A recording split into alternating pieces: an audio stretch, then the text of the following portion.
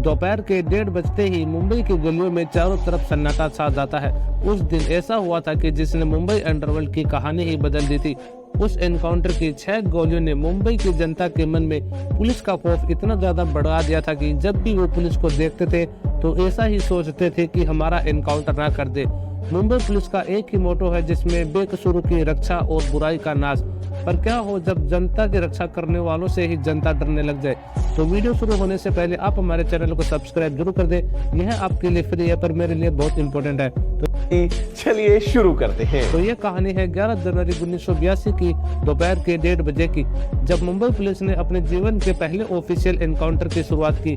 तो ये कहानी है मान्या सुर्वे की, जिसकी दहशत ने कानून को राक्षस बनने पर मजबूर किया था। जिसका पूरा नाम मनोहर अर्जुन सुर्वे था। ये ऐसा शख्स था जिसने महज 2 सालों के अंदर ही मुंबई में अपने नाम से दहशत का माहौल बना दिया था।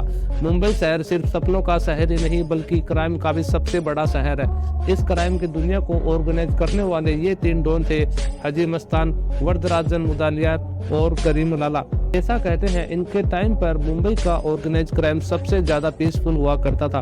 पर 1950 से 1970 तक पठान गैंग्स इस बात को बदल रहे थे। पर इनके बाद अचानक से एक नाम उभर कर आता है, मान्या सुर्वे। 9 साल जेल में रहने के बाद जेल से फरार हुए मान्या का एक ही लक्ष्य था, अंडरवर्ल्ड, क्योंकि यह लड़का आगे चलकर मुंबई अंडरवर्ल्ड की कहानी बदलने वाला था। पर मान्या हमेशा से ही क्रिमिनल नहीं था, बल्कि यह कीर्ति कॉलेज के केमिस्ट्री कोर्स का आम सा स्टूडेंट हुआ करता था। मान्या का सौतेला भाई भार्गव सुर्वे उर्फ भार्गव दादा। मान्या सुर्वे अपने भाई के साथ रहने लगा। फिर भार्गव सुर्वे एक बिजनेसमैन के मर्डर में अरेस्ट हो जाता है।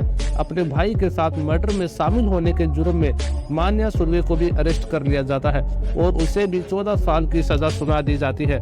येरवडा जेल में ही मान्या एक क्रिमिनल बनता जा रहा था। आए दिन वह किसी न किसी से लड़ता रहता था। फिर उसे रत्नागिरी जेल शिफ्ट कर दिया जाता है।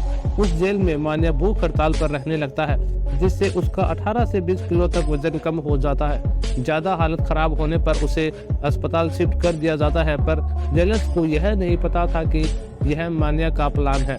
हॉस्पिटल से मौका पाते ही सुर्वे 14 नवंबर 1972 को 9 साल की सजा काटने के बाद फरार हो जाता है। उसके बाद वह एक क्रिमिनल बन गया था और उसे भी पावर चाहिए था। फिर मान्या ने मुंबई की कई गैंग्स में शामिल होने की कोशिश की। उस टाइम पर ज्यादातर गैंग्स मुस्लिम ही हुआ करती थी। फिर मान्या ने 10-12 लोगों को शामिल करके खुद की ही गैंग बना डाली, जिसमें उसके खास दोस्त शेख मुनीर और बाजीराव बाजिया पाटिल उसके खास सोल्जर थे। फिर मान्या ने पहला क्राइम 5 अप्रैल 1980 को किया, जिसमें चोरी की एम्बेसडर कार से बैंक पर डाका डाला। धीरे धीरे उसके क्राइम बढ़ने लगे और अगले 2 सालों तक मान्या ने मुंबई की सड़कों पर इतनी दहशत मचाई कि अंडरवर्ल्ड में उसका जाना माना नाम बन गया था। बैंक लूटना, किडनैप करना, मर्डर करना, इन सब से मान्या ने अच्छी दहशत फैलाई। जो भी इसके खिलाफ जाता मान्या उसे जान से मार देता था। पर मान्या को ना सुनने की आदत नहीं थी, चाहे फिर उसके दोस्त ही क्यों ना हो। जब मान्या ने अपने 2 दोस्त पप्पी पाटिल और अशोक मस्कार से पैसे मांगे और उनके मना करने पर मान्या ने उन्हें जान से मार दिया। मान्या अपने साथ हर समय एक एसिड की बोतल रखता था। कोई भी मान्या के सामने आने की हिम्मत नहीं करता था। मान्या हर वक्त अपने साथ एक रिवॉल्वर, एक चॉपर, एसिड की बोतल और हैंड ग्रेनेड्स रखता था। लोगों का कहना है कि मान्या एक थैली में फ्रूट्स की तरह बॉम्ब लेकर घूमता था। मान्या पुलिस वालों को बहुत ज्यादा गालियां देता था, क्योंकि उसे सबसे ज्यादा नफरत सिर्फ पुलिस वालों से ही थी। एक पुलिस वाले ने तो मान्या से बचने के लिए अपना हुलिया तक ही बदल डाला ताकि मान्या पहचान ना ले। यहाँ तक कि मान्या ने दाऊद इब्राहिम के भाई साबिर इब्राहिम को ही मार दिया था।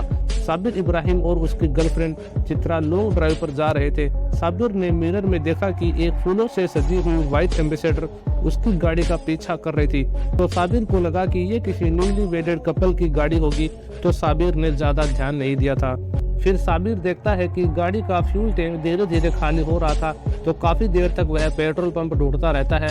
उस एम्बेसडर में मेमूर खान, अमीरजादा, आलमजेब और मान्या सुर्वे थे, जो गन्स, रिवॉल्वर, चॉपर लिए साबिर को मारने का मौका ढूंढ रहे थे। फिर साबिर को पेट्रोल पंप मिला और उसने गाड़ी अंदर ली। जैसे ही साबिर गाड़ी रोककर बाहर निकला तो उसने देखा कि वह एम्बेसडर पहले से ही रुक जाती है। तो उसने चित्रा को भागने के लिए कहा और साबिर ने जैसे ही गाड़ी से गन निकालना चाहा, वैसे ही एम्बेसडर पर बैठे 5 लोगों ने साबिर की गाड़ी पर गोलियों की बारिश कर डाली। चारों तरफ से गोलियों की बारिश होने लगी, जिससे साबिर को भी काफी गोलियां लगी और साबिर की बॉडी जमीन पर पड़ते ही उन 5 में से एक ने चाकू लेकर साबिर की कलाई काट डाली।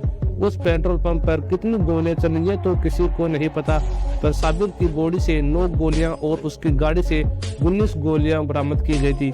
ये मौत मुंबई माफियाओं में से सबसे भयंकर मौत थी। इस रात ने अंडरवर्ल्ड को ही बदल दिया था, क्योंकि भाई की मौत के बाद दाऊद इब्राहिम चुप बैठने वाला नहीं था।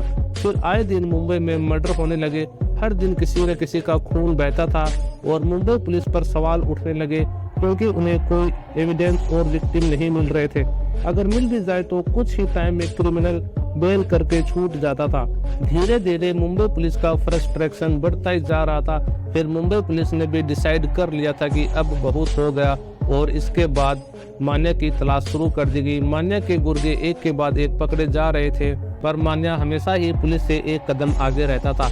पर मान्या अपने मूवमेंट्स अपने सबसे करीबी सोल्जर को भी नहीं बताता था, पर एक लड़की के चक्कर ने उसे खत्म कर दिया। पुलिस को एक खबर मिली कि 11 जनवरी 1982 को मान्या सुर्वे टैक्सी लेकर वडाला के मेडिकल कॉलेज आने वाला है अपनी गर्लफ्रेंड को पिकअप करने के लिए। पुलिस ने 10 जनवरी 1982 को ही पूरी प्लानिंग बना ली थी। इस दिन भी अम्बेडकर कॉलेज के आगे हमेशा की तरह भीड़ थी। चारों तरफ स्टूडेंट थे, टैक्सी का आना जाना, पर इस भीड़ के बीच इंस्पेक्टर इस्साक भागवान, राजा तांबट, सीनियर इंस्पेक्टर वाईडी भिड़े और 15 क्राइम ब्रांच इंस्पेक्टर मौजूद थे, जींस टी शर्ट पहने हुए थे। और करीब 20 मिनट बाद 1:30 बजे मान्या सुर्वे टैक्सी से निकलता हुआ दिखाई दिया। जैसे ही पुलिस इंस्पेक्टर ने कंफर्म किया कि वह मान्या है, तो सभी ने अपनी गन्स निकाली और मान्या को सरेंडर करने को कहा। मान्या ने गाली निकाली, पहले तो पुलिस वालों को और भागवान और तांबट ऑफिसर्स की तरफ पॉइंट किया। फिर इन दोनों ऑफिसर्स ने बिना कुछ सोचे समझे फायर कर डाली और मान्या की चेस्ट में 3 गोलियां मार दी, पर 6 गोलियां लगने के बाद भी मान्या सुर्वे जिंदा था। उसे एम्बुलेंस में डाला और साइन हॉस्पिटल ले जाया गया, जहां उसे मृत घोषित कर दिया गया। यह हॉस्पिटल अम्बेडकर कॉलेज से सिर्फ 5-7 मिनट की दूरी पर था, पर पुलिस को हॉस्पिटल पहुंचने में आधे घंटे से भी ज्यादा लगे, क्योंकि पुलिस नहीं चाहती थी कि मान्या जिंदा बचे। इस एनकाउंटर के बाद मुंबई पुलिस आए दिन किसी क्रिमिनल का एनकाउंटर करने लगी। ये एनकाउंटर 1983 के बाद बहुत ज्यादा बढ़ गए, जहां अंडरवर्ल्ड ही नहीं आम लोग भी पुलिस से बहुत ज्यादा डरने लगे। तो आपको यह वीडियो कैसी लगी तो कमेंट सेक्शन में जरूर बताना, और इसी तरह की अमेजिंग इन्फॉर्मेशन वीडियो के लिए आप हमारे चैनल को सब्सक्राइब और वीडियो को लाइक जरूर कर दें। मिलते हैं अगली वीडियो के अंदर।